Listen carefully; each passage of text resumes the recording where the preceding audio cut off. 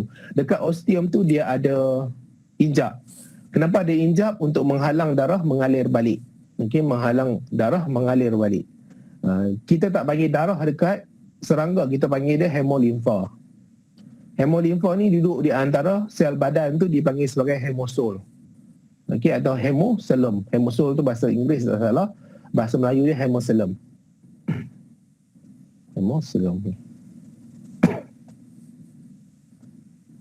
Ini ada pada video yang sebelumnya lah, cikgu ada terang tentang serangga.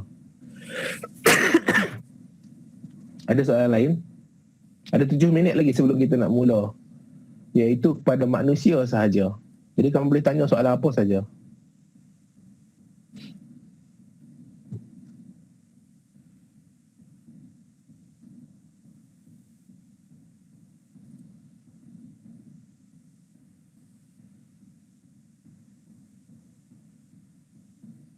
Okey, kawan kamu nama Mat Bijan, apa fungsi ostium? Jadi ostium ni adalah lubang pada jantung yang akan menyebabkan hemolimfa masuk ke dalam jantung. Jadi ini ostium. Okey, ostium. Jadi ini lubang pada jantung, hemolimfa akan masuk melalui lubang ni lah ke jantung. Jadi boleh tak hemolimfa keluar balik? Tak boleh. Dia takkan boleh keluar balik sebab apa? Sebab ada injak pada ostium. Okey.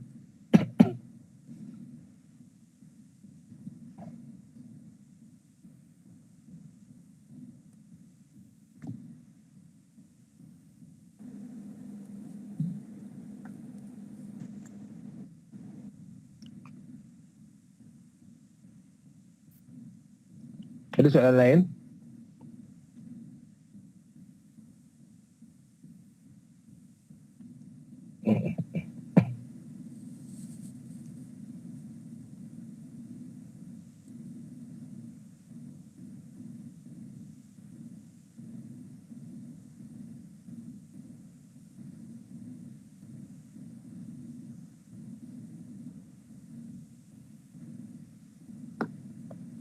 Cikgu harap semua orang boleh dengar lah suara cikgu ni ya. Kita ada Yo Chong Jin, Teo Ciki, Nur Hanisa, Mak Bijan, Hi Chin, Guruwani, Alia Roslam, Arin. Okey.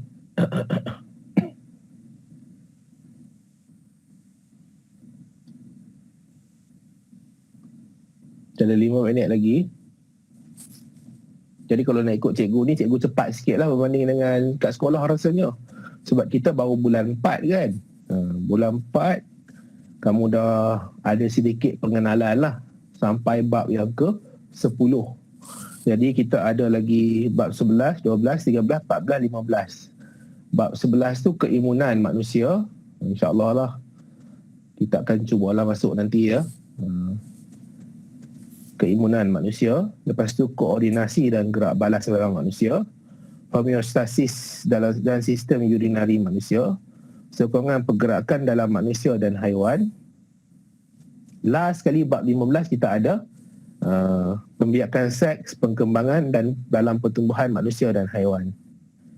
Jadi kita ada 4 minit tu, cikgu pergilah sepintas lalu. Okey, dalam keimunan manusia ni. Jadi kita ada pertahanan badan, kita ada barisan yang pertama, barisan kedua, kita ada proses fagositosis. Okey, fagositosis. Itu barisan yang ketiga. Barisan ketiga ni terkenal dengan antibody lah.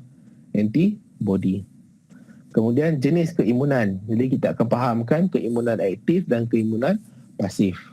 Jadi bab ni dia tak berapa banyak sangat dan dia tak adalah terlalu susah sangat. Okey. Kemudian ada bab ke-12, koordinasi dan gerak balas. Koordinasi dan gerak balas, kita ada sistem saraf yang melibatkan otak. Okey, sistem saraf lah. Melibatkan saraf tunjang. Lepas tu, sel saraf ataupun dipanggil sebagai neuron. Neuron itu bagi pada 3, neuron deria, neuron gerganti, neuron motor. Bahasa Inggerisnya kita ada efferent neuron, efferent neuron, interneuron. Jadi kita ada tindakan terkawal, luar kawal, isu kesihatan. Lepas tu kita ada sistem endocrine system. Okey, ada endocrine system. Seterusnya bab yang ke-13, homeostasis. Jadi homeostasis, yang ni pun tak terlalu, dia ada ni buah pinggang. Okey, ada buah pinggang. Kau akan tengoklah nanti, kita cuba fahamkan sama-sama tentang buah pinggang ni. Okey, ada Schuh-Saturn. Lepas tu kita ada tulang. Tentang tulang manusia. Korak ni tak pernah nampak dia. Okey, macam tu. Tertinggal dia.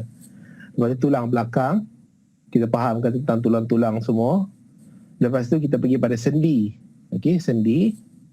Lepas tu bicep dan tricep. Pada kaki, pergerakan kaki. Lepas tu ada juga masuk tentang ikan. Ikan, burung dan cacing. Lepas tu ada belalang. Lepas tu ada sistem sikit lah tentang kesihatan. Last sekali. Okey. Masuklah sistem pembiakan manusia. Jadi pergi kepada sistem pembiakan lelaki ni. Sistem pembiakan perempuan. Okey. Lepas tu kita haid. Okey, kita haid. Persenyawaan, macam mana persenyawaan itu berlaku, dan sehinggalah kepada fasa pertumbuhan. Okey, kita masuklah hari ni, pada hari ni punya tajuk 9.30 sampailah pukul 10, setengah jam sajalah. Okey, jadi kalau tak ada hal, esoklah kita sambung. Okey, esok malam kita sambung. Okey, untuk manusia, sistem peredaran manusia. Jadi sistem peredaran manusia ni dia ada dua sistem yang terlibat dalam sistem peredaran manusia. Cikgu ulang sekali lagi, ada dua sistem yang terlibat dalam sistem peredaran manusia. Yang pertama adalah sistem kardiovaskular. Jadi kalau kamu nampak situ, kalau bahasa Inggeris kita panggil cardiovascular system. Okay? Bahasa Inggeris cardiovascular system. Yang sistem kedua adalah sistem limfa, ataupun bahasa Inggeris dipanggil lymphatic system. Cardiovascular system, lymphatic system. Sistem peredaran kardiovaskular dengan sistem peredaran limfa ni, dia sebenarnya berkait rapat. Dia punya hubungan yang sangat-sangat dekat. Sebab apa? Sistem kardiovaskular ni dia akan berhubung terus dengan sistem limfa dalam pengaliran bahan-bahan tertentu. Sebagai contoh, kalau dalam sistem kardiovaskular, dia ada cecair yang mengalir. Cecair itu kita panggil sebagai darah. Tapi darah ni nanti akan keluar dan masuk di antara sel. Ini pengenalan sajalah. Akan masuk ke dalam sel. Kita akan panggil dia bendalir tisu, ataupun bahasa Inggeris dipanggil sebagai interstitial fluid. Interstitial fluid nanti akan masuk ke dalam sistem limfa, dipanggil sebagai cecair limfa. Nampak tak? Bahan cecair yang ada dalam sistem limfa ni asalnya dia datang daripada sistem kardiovaskular. Dia datang daripada sistem kardiovaskular.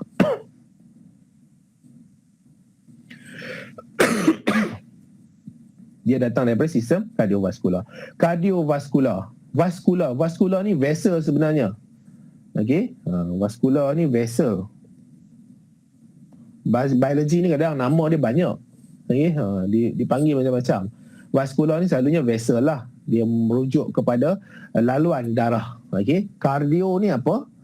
Selalunya melibatkan jantung, heart. Okey, our heart, jantung. Jadi dia melibatkan saluran dan jantung, saluran darah dan jantung. Okey, saluran darah dan jantung. Kardio tu heart. Vessel ni adalah saluran darah. Dalam saluran darah tu ada darah. Jadi dekat situ dah ada punya komponen.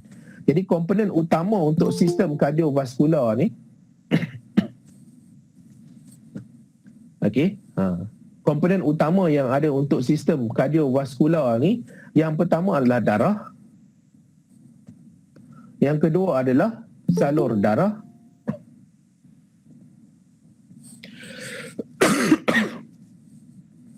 Yang ketiga adalah jantung.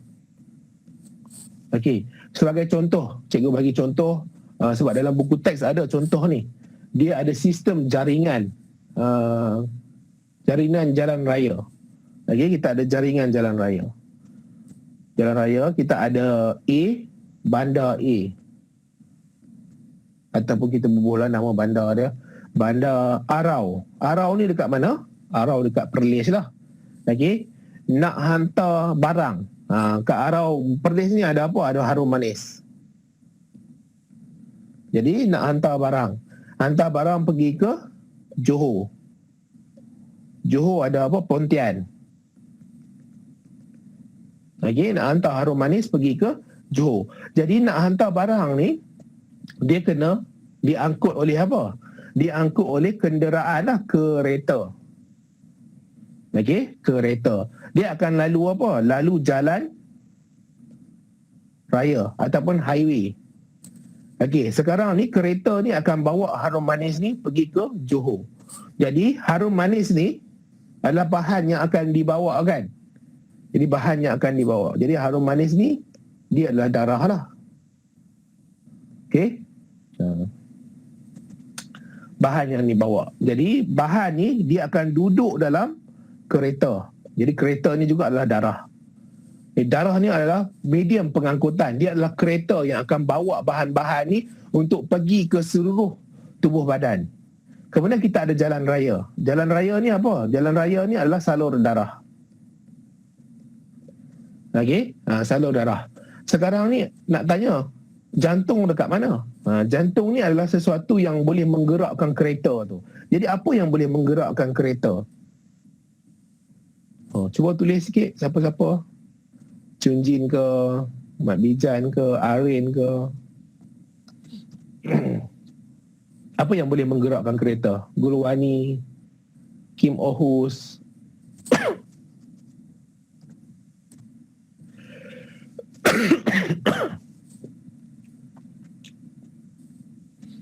Kereta tu nak bergerak dia kena ada apa? Sangat-sangat penting. Ada minyak. Minyak boleh jugalah, oksigen.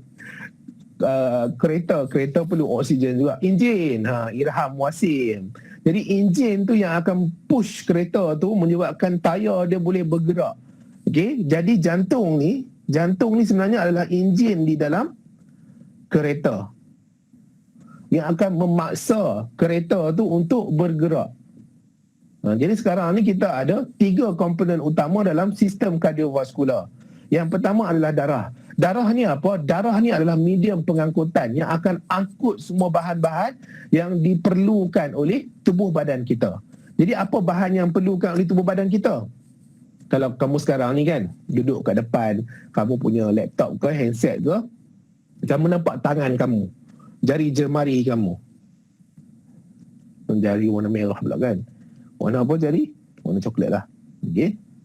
Jari jemari kamu. Jari jemari kamu ni dia unit paling asas bagi jari jemari ni adalah sel. Okey, sel. Jadi sel ni apa yang antara perkara utama dia kena ada, bahan utama yang dia perlu.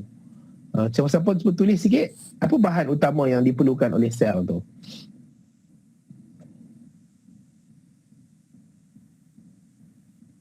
Sel tu dia nak hidup, dia tak nak mati. Jadi dia perlu apa? Karbohidrat, betul? Dia bukan karbohidrat lah. Okey, darah.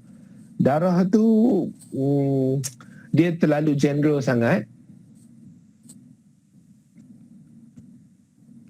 Lain? Kawan-kawan yang lain? Oksigen. Ya, oksigen. Jadi sel ni dia memerlukan oksigen. Karbohidrat tu kena dicernakan dululah. Dia cernakan karbohidrat tu, last kali dapat apa?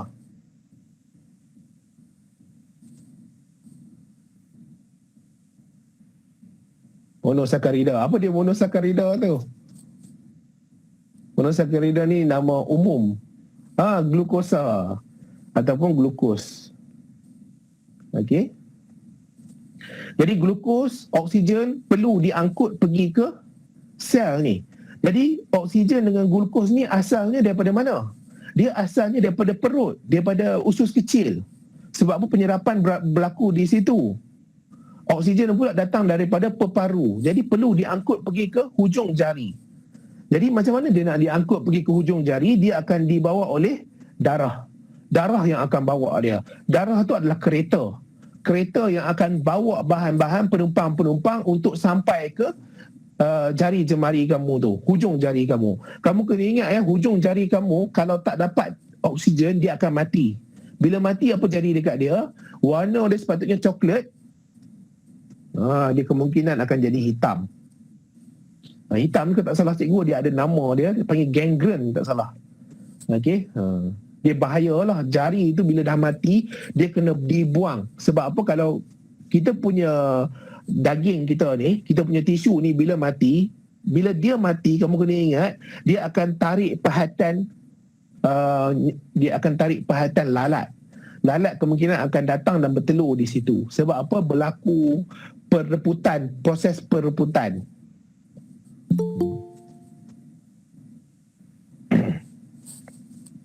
Jadi kita nak pastikan dia tak mati, oksigen glukosa perlu dihantar. Okay? Oksigen glukosa perlu dihantar. Kemudian apa dia punya jaringan? Jalan raya dia nak hantar oksigen, nak hantar darah-darah ni pergi ke sel-sel. Dia memerlukan salur darah. Salur darah ni adalah jalan raya dia lah. Okey, laluan dia. Jalan raya ni ada 3 jenis. Salur darah ni ada 3 jenis.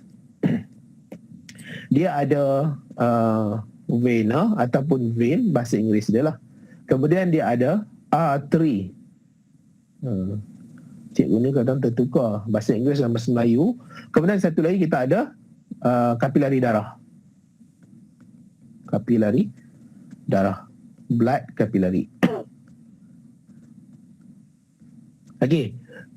Vein ni laluan dia, jalan dia agak besar sikit. Okey. Laluan dia agak besar sikit. Lumen dia tu, laluan dia tu besar. Kemudian dia ada injap. Okey. Arteri ni laluan dia kecil sikit. Kecil sikit. Okey. Tapi yang lalu dekat arteri ni semua kereta-kereta yang laju-laju. Dia punya pecutan dia tu laju. Okey. Dia pada bahagian yang sangat-sangat pecut. Kalau manusia yang sihat 120 mm merkuri. Okey, 120 mm merkuri. Ini yang bahagian sistol lah. Bila ventricle tu mengecut. Kalau untuk vena ni dia perlahan sikit. Kereta-kereta yang lalu dekat sini, darah-darah yang lalu kat sini dia agak perlahan. Kemudian kapilari darah pula dia sangat perlahan lah. Jalannya memang sangat-sangat sempit. Okey, jalan ni sangat-sangat sempit. Itu salur darah ada 3, iaitu vena, arteri, kapilari darah. Kemudian jantung. Okey, jantung. Jadi jantung ni jantung satu je lah manusia kan. Ya, arteri tekanan dia, darah tekanan dia agak tinggi berbanding dengan kapilari darah dan vena. Arteri paling tinggi sekali. Sebab tu dinding arteri tebal. Sebab apa? Dia nak menghalang, nak withstand high blood pressure, untuk menahan tekanan darah yang tinggi. Arteri. Ada soalan ke? Nak cikgu ulang tak komponen ni? Rasanya boleh ikut kan? Dia tak susah sangat. Kita masuk dulu kepada komponen yang pertama, iaitu darah. Darah ni banyak kali dah. Dulu waktu sekolah Tingkatan 1, 2, 3 pun ada belajar tentang darah. Tingkatan 3 dulu ada belajar. Jadi darah ni, kalau kamu tengok di sini, 55% daripada darah ni adalah plasma. 55% darah adalah plasma. 45% daripada darah adalah komponen sel.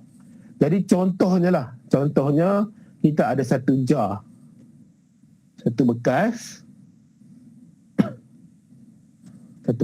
Okey, kat sini ada satu bekas. Cikgu keluarkan darah seseorang lah. Tak kira lah nak demam darah ke apa ke, keluarkan darah. Jadi bila keluarkan darah, dia warna merah lah darah ni kan, air darah ni. Jadi darah ni dikeluarkan 1 liter. Nak tanya, untuk dalam 1 liter darah yang dikeluarkan ni, berapa isi padu untuk plasma? Siapa-siapa tolong jawab Ustaz, berapa isi padu untuk plasma?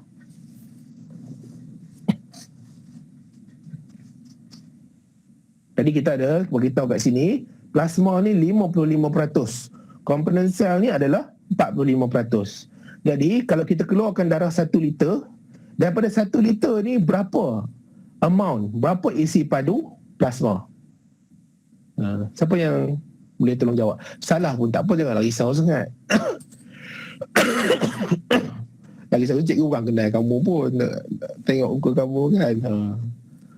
Cuba teka lah. Okey, sekali lagi. 1 liter, kita orang tu nak derma darah, dia keluarkan 1 liter darah. Jadi 1 liter darah diletakkan di satu bekas ni. Jadi kita ada 1 liter darah lah kat sini.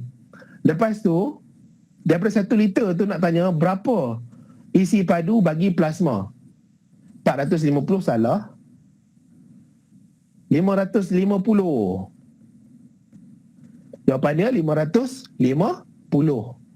Okey, sebab apa 550? Sebab 55%. Sebab dia 55% daripada darah tu adalah plasma. Jadi kalau kita keluar 1 liter, 550 ml adalah plasma.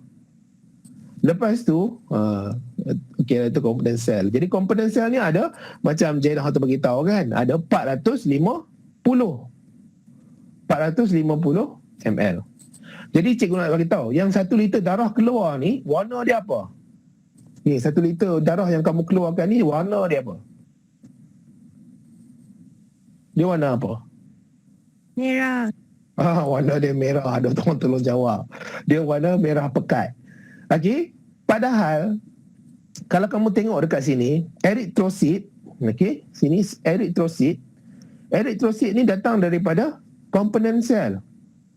Dia datang daripada komponen sel. Dia tak banyak sangat. Tapi bila kita keluarkan darah tu, kita nampak darah dia warna merah. Padahal lagi banyak dalam darah tu adalah plasma. 55% daripada darah adalah plasma.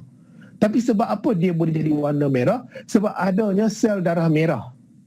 Jadi macam air sirap lah. Kan kita ada air sirap. Okey. Air sirap kita masuk 1 liter air sirap. Okey, 1 liter. 1 liter air lah. Air kosong tu. Air kosong lah. Air kosong kan. Kemudian kita masuk 1 sudu sirap. Jadi sekarang ni bila masuk 1 sudu sirap, air sirap tu warna apa? Tolong saya jawab. Air sirap warna apa?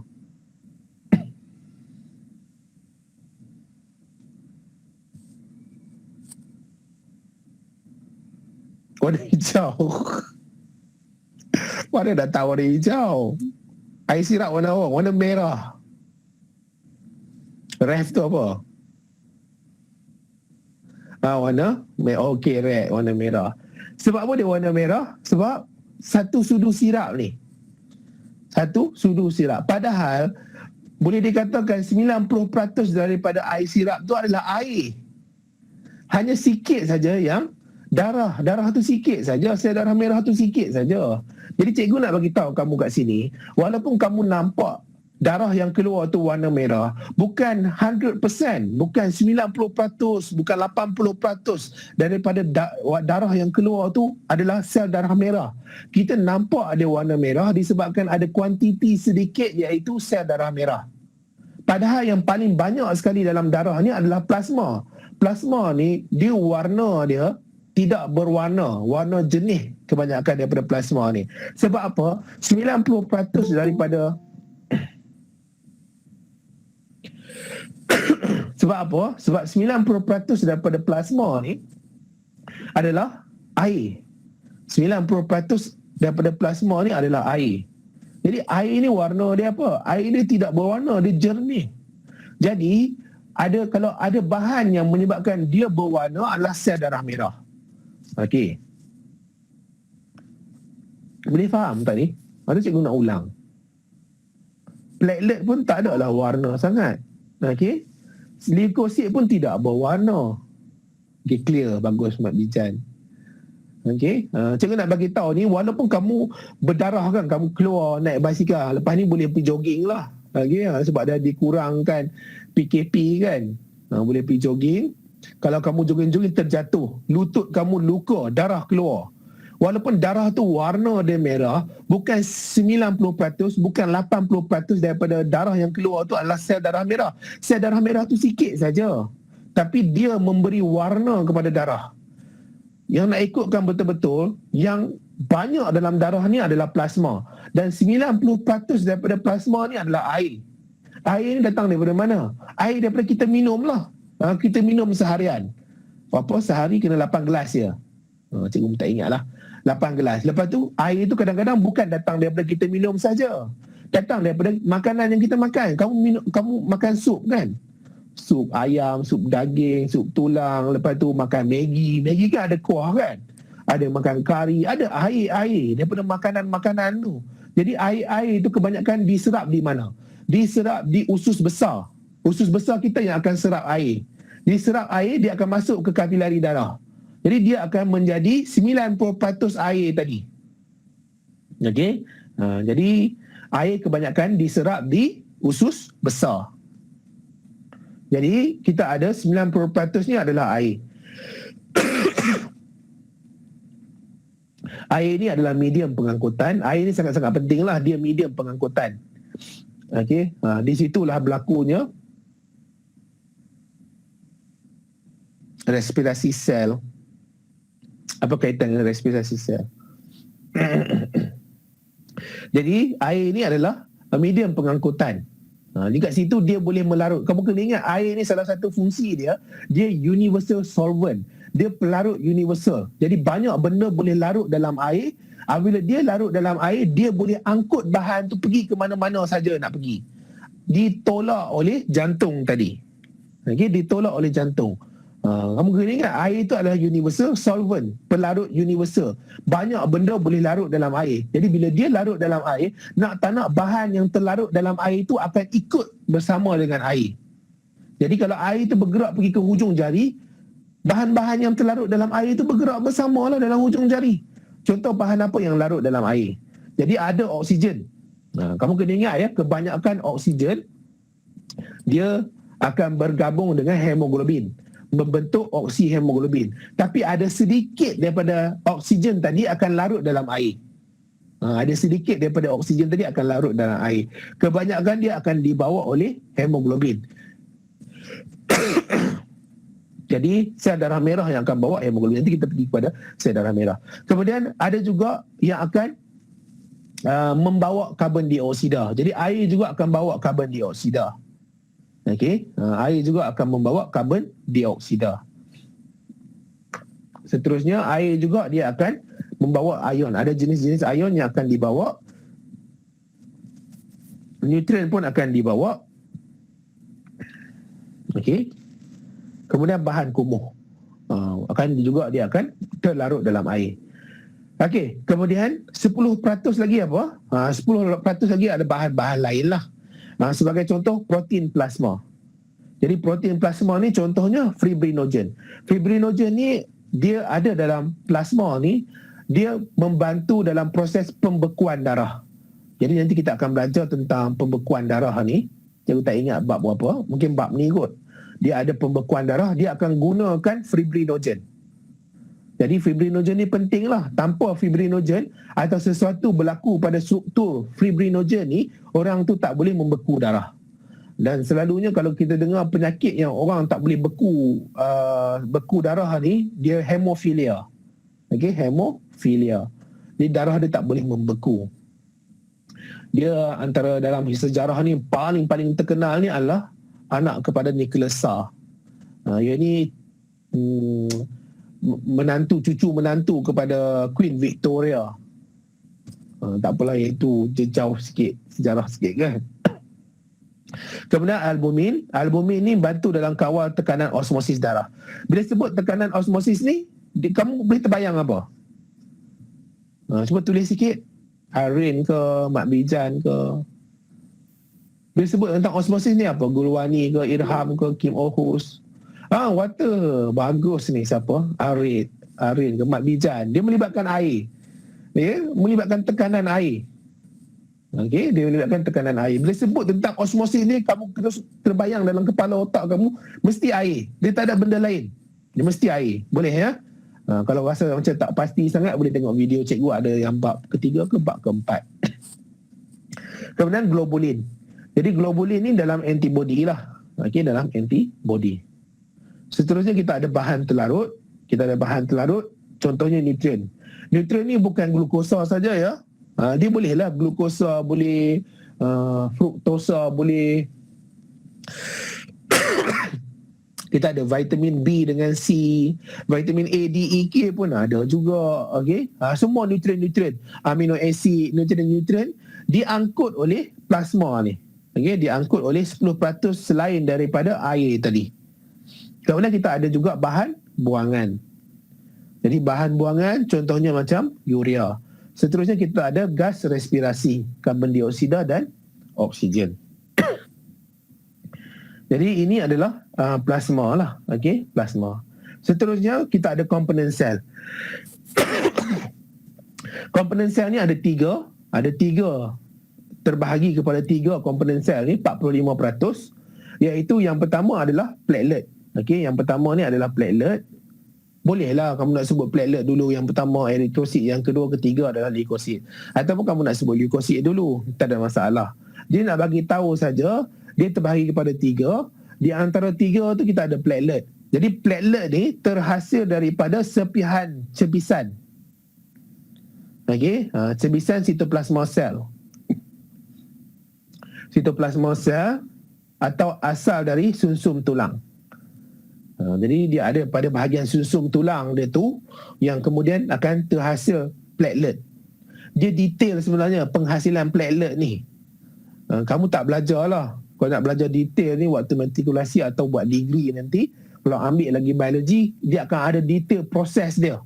Macam mana platelet ni boleh terbentuk. Tapi untuk level kamu just bagi tahu saja, faham kan, dia terbentuk daripada sumsum tulang. Jadi sumsum tulang ni ada dihasilkan sel-sel, kemudian daripada sel-sel dia akan berlaku serpihan cebisan sitoplasma yang asal daripada sumsum tulang ni menjadi platelet.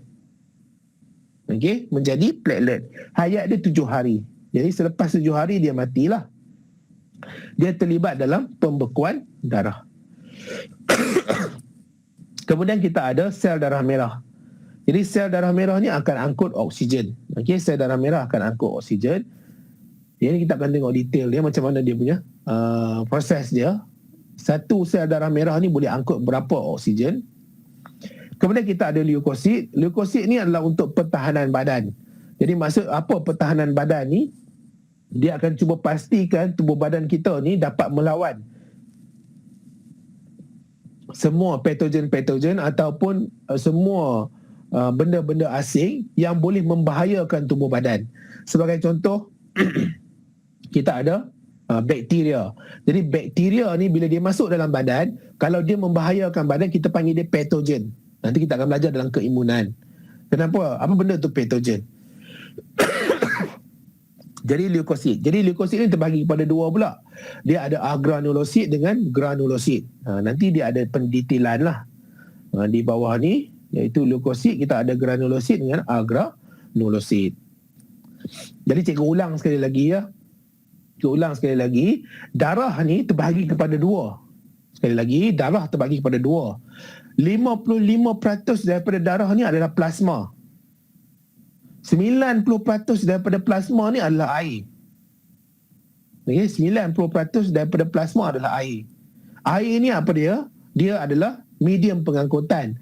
Kenapa dia medium pengangkutan? Sebab dia pelarut universal. Ada banyak benda boleh larut dalam air, menyebabkan apabila air itu bergerak, air akan bawa bersama-sama dengan benda-benda yang terlarut, zat-zat yang terlarut ni. 10% lagi adalah bahan-bahan lain. Kita ada protein plasma, kita ada bahan terlarut, kita ada hormon. Jadi hormon ni bolehlah, sebagai contoh hormon. Hormon apa yang dibawa oleh darah? Sebagai contoh growth hormone. Hormon tumbesaran. Hormon tumbesaran ni dihasilkan oleh apa?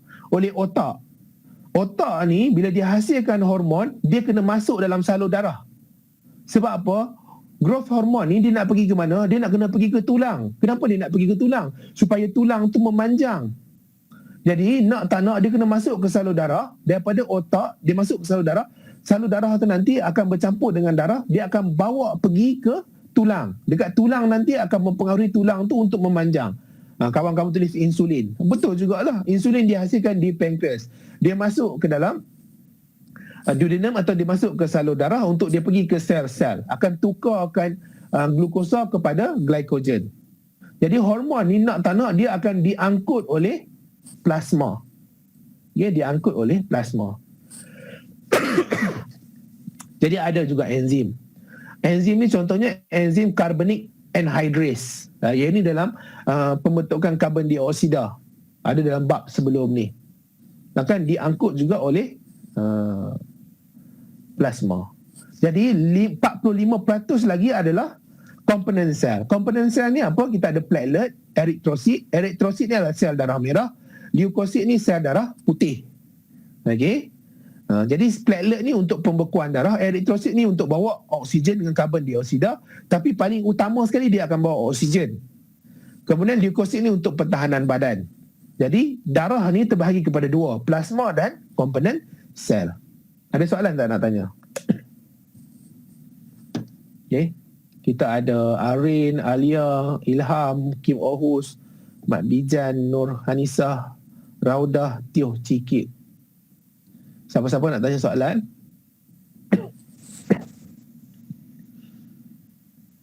Boleh faham ke atau nak ulang mana-mana ke? Dah tak nak ulang mana-mana ke? Untuk yang darah ni. Setakat ni okey. Okey, Kim Ohus okey.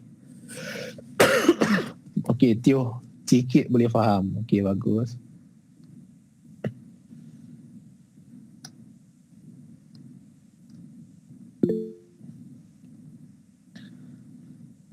Okey, Nur Hanisah faham.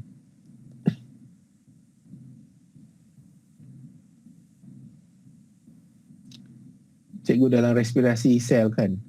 Kalau oksigen tu memang dalam respirasi sel lah. Jadi respirasi sel ni berlaku di sel. Dia akan pecahkan glukosa kepada ATP dan karbon dioksida. Okay? Raudah binti Hasan faham. Okay, faham, bagus. Dia tak perlu ulang lah ya.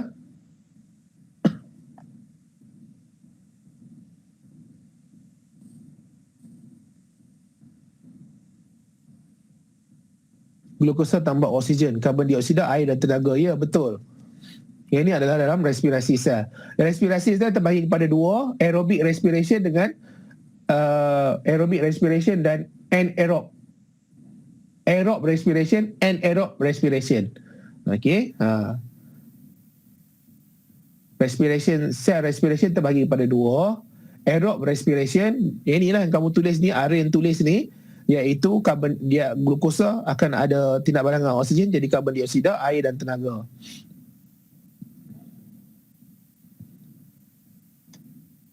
Tak, air memang dah ada dalam tu. Air tu memang dah ada. Dia tindak balas tu kadang-kadang kamu Arin ni fikir jauh sangat. Okay, tindak balas tu, dia memang tindak balas tu, dia ada unsur-unsur, dia ada unsur hidrogen, dia ada unsur oksigen. Kemudian ikatan tu kadang-kadang dia akan bila pecah, dia akan jadi air, molekul air. Okay, air itu samalah macam kita minum air yang ada dekat luar ni. Dia memang H2O kan. Jadi tindak balas tu akan menghasilkan air. Okay. Untuk sel respiration terbagi pada dua ya. Aerob respiration and anaerob respiration. Aerob ni gunakan oksigen, anaerob tak guna oksigen. Okay, soalan lain? Dah setengah jam ya. Cikgu nak jawab soalan kamu je. Jadi esok malam kita akan sambung untuk komponen sel sahaja. Jadi kita akan belajar macam mana penentuan kamu ni darah O ke, darah AB ke, darah B ke, darah A. Jadi esok ni kita akan belajar lah, esok malam insyaAllah.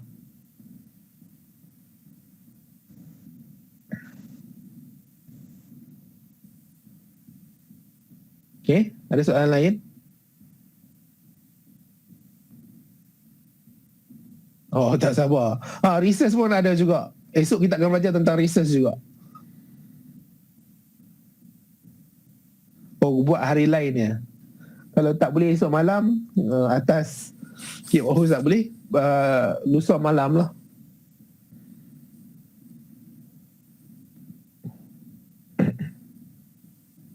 Kita ada banyak juga untuk manusia ni.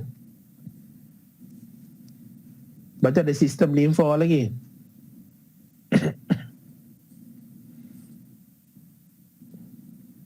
Esok hari apa? Hari Sabtu ya, Ahad malam. Okay.